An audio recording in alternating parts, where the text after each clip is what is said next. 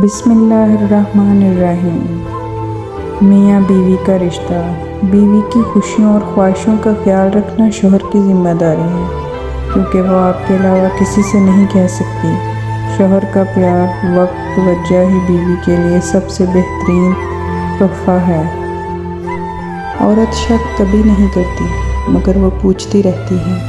वो बस डरती है दूसरी औरत की शराकत से। वो मोहब्बत पूरी चाहती है और इसे मुकम्मल मर्द चाहिए होता है, हमेशा और ज़िंदगी भर के लिए। अल्लाह की खुशी। दुनिया में सिर्फ़ एक मोहब्बत ऐसी है जिसको देखकर अल्लाह ताला खुश होता है। वो बीवी की खावंद से और खावंद की बीवी से मोहब्बत है। जब आप अपने बीवी बच्चों से ज़्यादा दूसरों को तरजीह देते हैं तो समझ लीजिए आप गलत रास्ते पर हैं। घर से बाहर जाते हुए बीवी को बताकर जाना बीवी की गुलामी नहीं, बल्कि बीवी को फ़िक्र से आज़ाद करना है। शौहर को अपनी बीवी के लिए इतना अच्छा होना चाहिए कि बीवी दुआ करे कि मेरी बेटी को भी आप जैसा हमसफ़र मिला।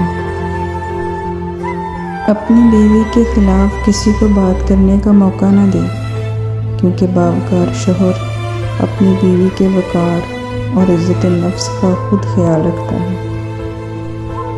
मियाँ बीवी का तल्लुक़ ऐसा होना चाहिए जैसे हाथ और आँख का होता है। जब हाथ पे चोट लगती है तो आँख रो देती है, और जब आँख रोती है तो हाथ इसके आंसू पोंछ देता है।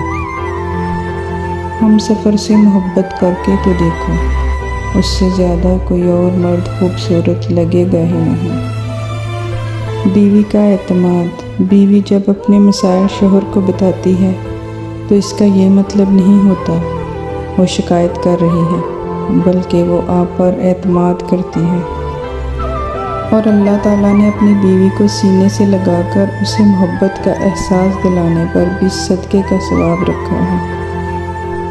बीवी जब जिस तरह इस्त्री करने से कपड़ों में जान आ जाती है, बिल्कुल इसी तरह सबके सामने इज़्ज़त देने से बीवी में भी जान आ जाती है।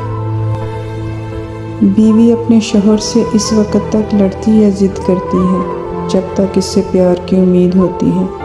जब वो उम्मीद ख़त्म हो जाती है तो वो लड़ना और ज़िद करना बंद कर देती है।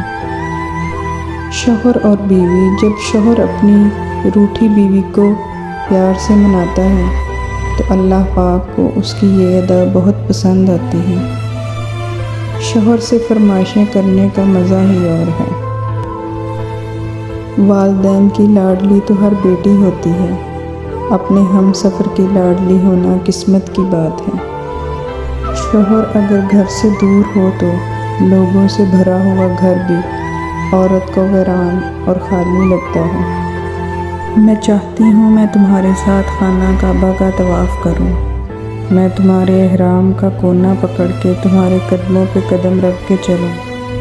जहाँ कहीं बहुत रश हो जाए तो तुम मुझे लोगों से बचाने के लिए मेरे इर्द गिर्द अपने बाजुओं का हसार कर दो। खाना काबा के ठंडे फर्श पे मैं तुम्हारे साथ बैठ के तुम्हारे कंधे पे सर रख के तुमसे एतराफ़ मोहब्बत सुनूं।